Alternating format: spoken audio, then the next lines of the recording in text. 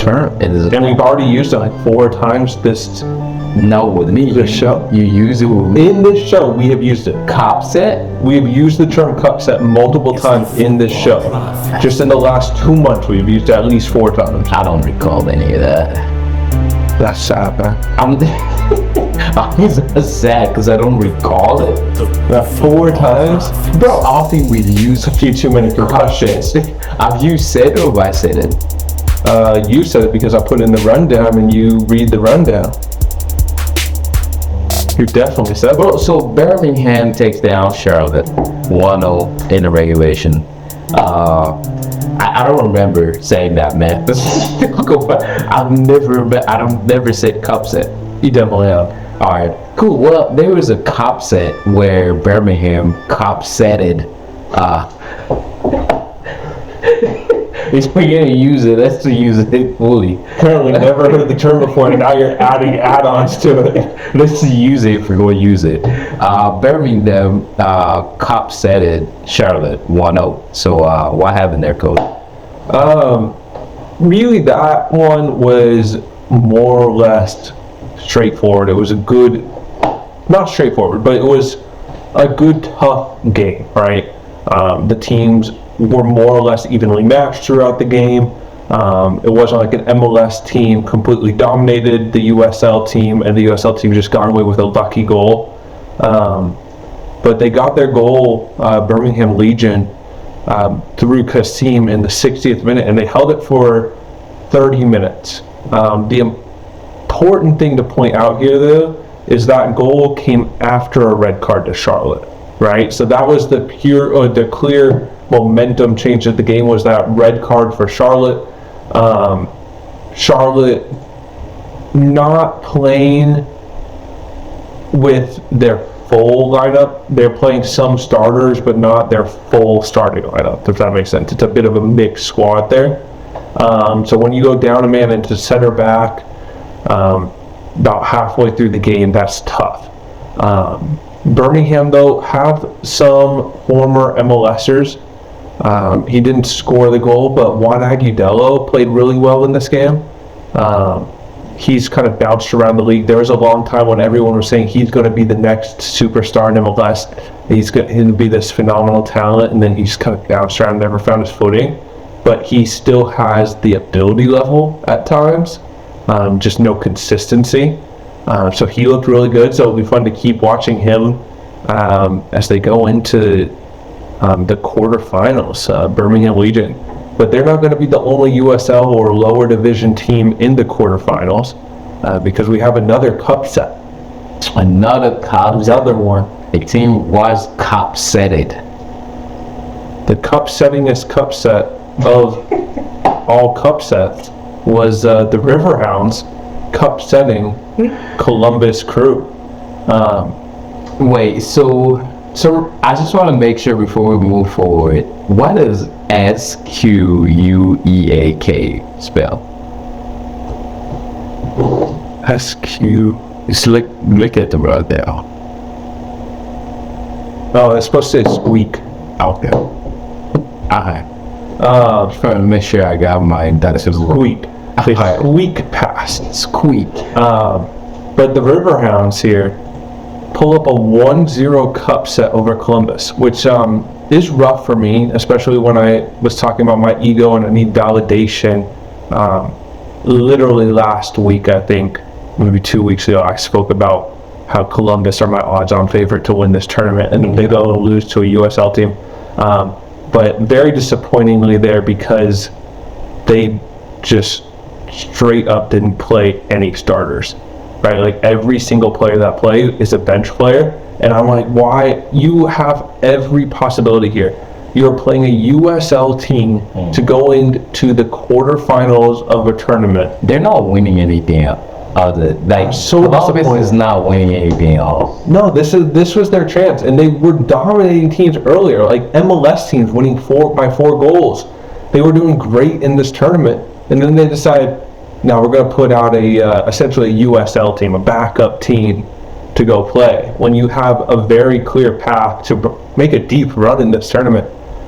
So that was very, very disappointing. in my mind. But I got into it a little bit with a Pittsburgh fan on Twitter. He said that Pittsburgh dominated an MLS team, and I did need to kind of put him in his place there. Good for Pittsburgh going on into the quarterfinals. That's great, right? You love to see USL teams make deep runs into the tournament, but I wouldn't necessarily consider a 1-0 win at home over a bench version of the Columbus Crew in which you only had 25% possession and 2 shots on target the entire game. Dominated. It's a win, but it's not domination. Destroyed. Right? Like, if you look at the stat sheet and if you just watch the game, Columbus was dominating. Right? They were constantly on ball, constantly making runs, constantly getting shots off. Just ridiculously controlling the tempo of the game. 75% possession, which you're like, I don't know what that means.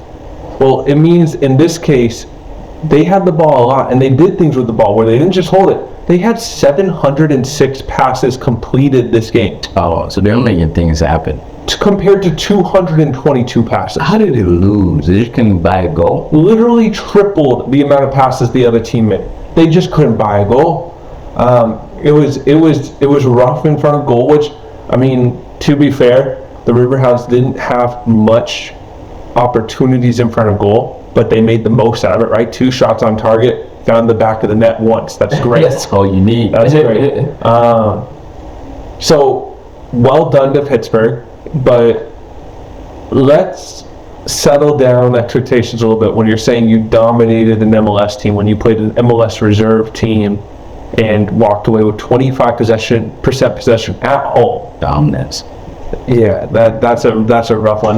To me, that just says someone that didn't actually watch the game, just saw the scoreline. I was like, USL team beating MLS team 1-0. Let me get on Twitter real quick. It made me mad. Dumb. I got triggered and I went back and forth with the Pittsburgh fans. Well, I don't know. Columbus kind of disappointed me on that, but enough about that. Let's talk about the Dynamo, man.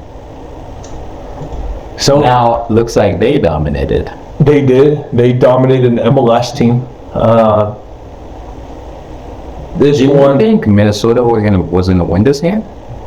So that's another one where my ego's taking a hit here because I was going back and forth on who my 2 favorites were to win this tournament, and for me it was Minnesota and Columbus Crew. Yeah, we talked about it. Both of them gone.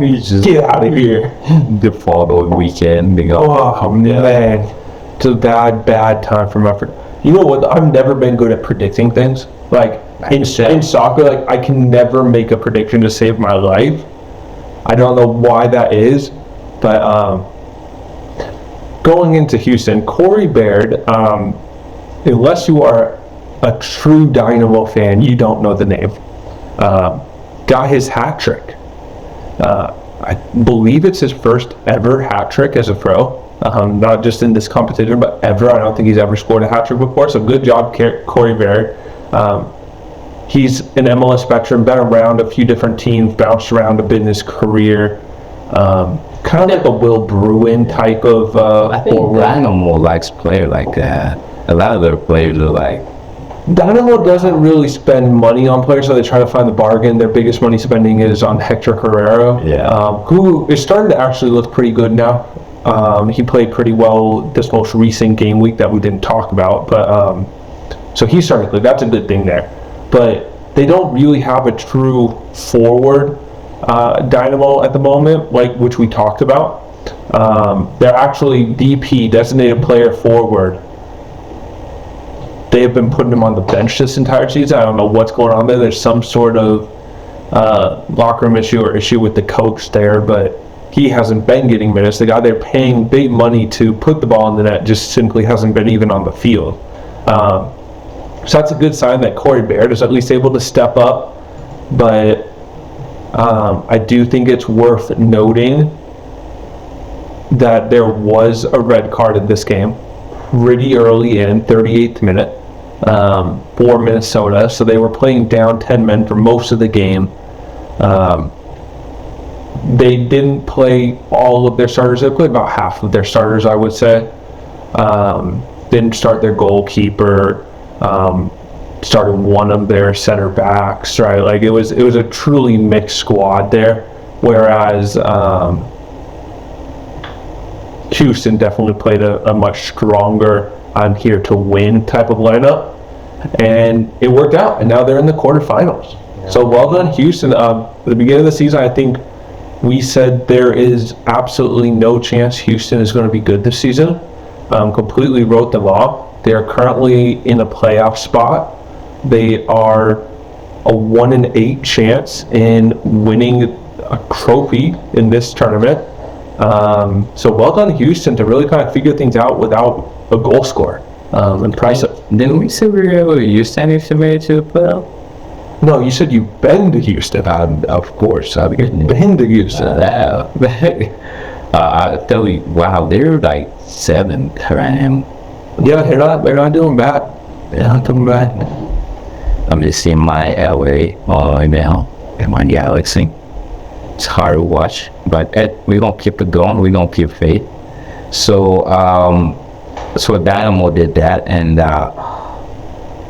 can you tell about Galaxy for a little bit? Yeah. So some good things finally. Last week I made you sit in a little bit of pain. We went through some of the rough stuff.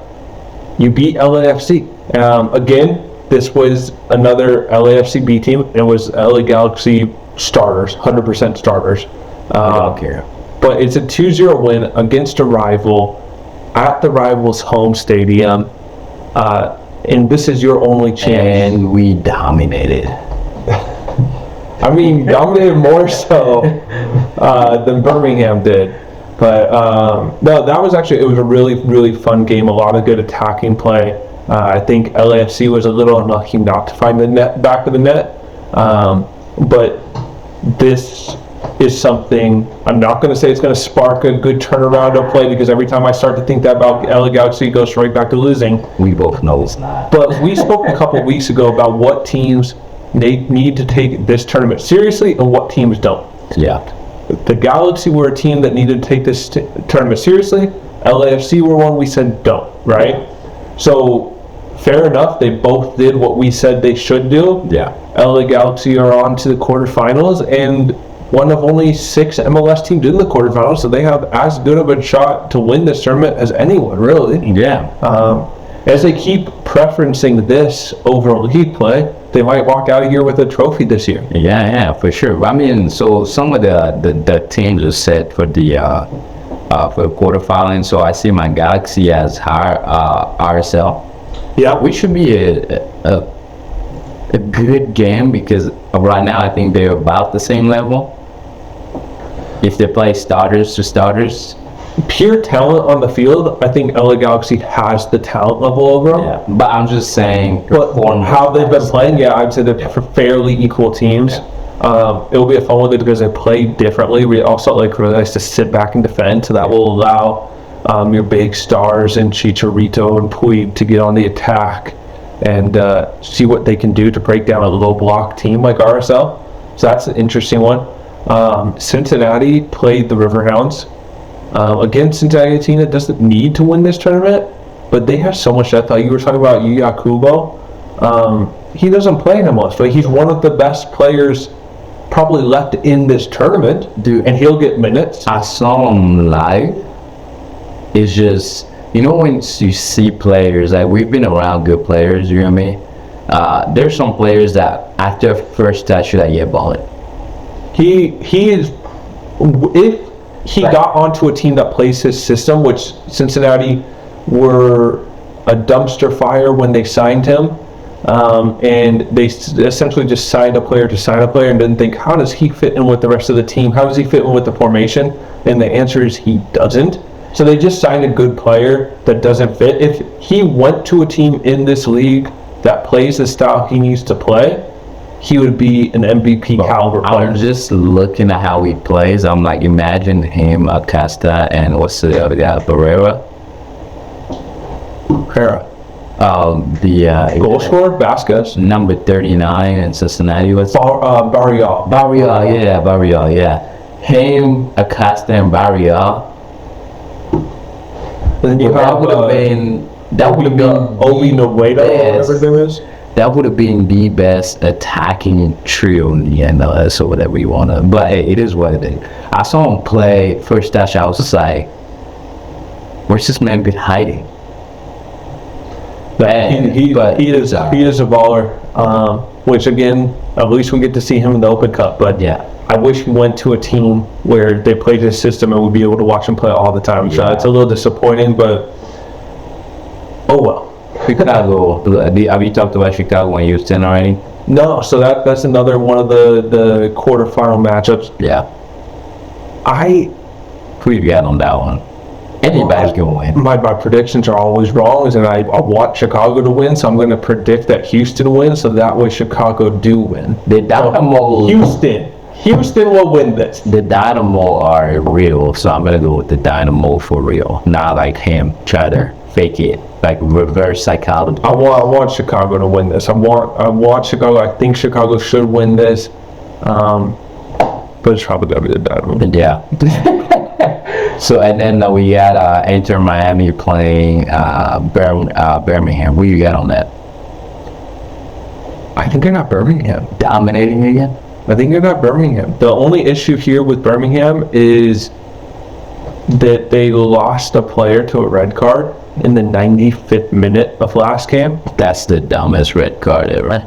Man, so that's gonna hurt because you're losing a starter. I don't even know what happened, but to get a red card that late, whatever was happening, he just let it happen. Yeah, it was. They wouldn't have reached the goal. It wasn't great. It was not great. The only thing I can say to that is at least it wasn't a straight red. It was a double yellow type of scenario. Okay, that's because to just pull a yellow that late, to pull the red that late, that would have been. Yeah, no. So it was a double yellow scenario, but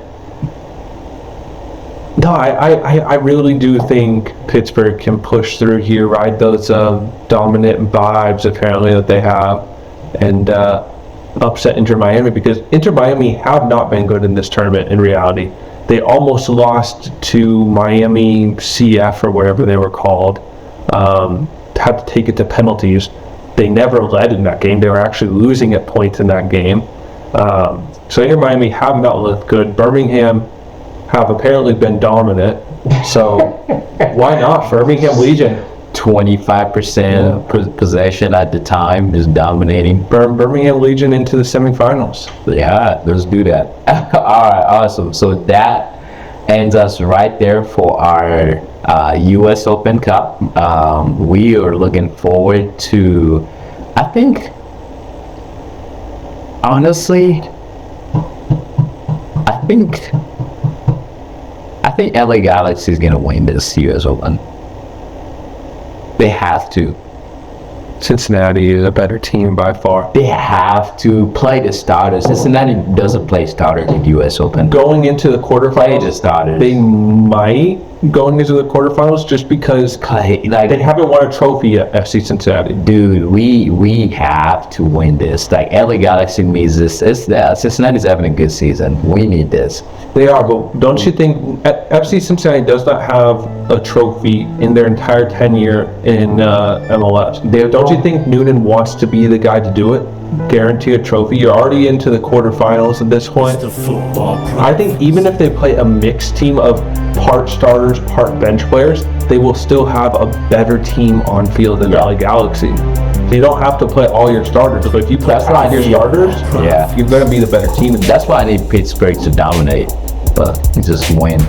But yeah, so if Cincinnati move on past Pittsburgh, they would then face, I believe, the winner of Birmingham versus Miami, which they should win that. So it would be in a final over LA Galaxy, and you know they're going to take that seriously, right? So I have Cincinnati as my new favorites in this tournament. They're probably going to go out this round. All right, awesome. Well, we'll go ahead and stop right there, and we'll be right back for our third and final part.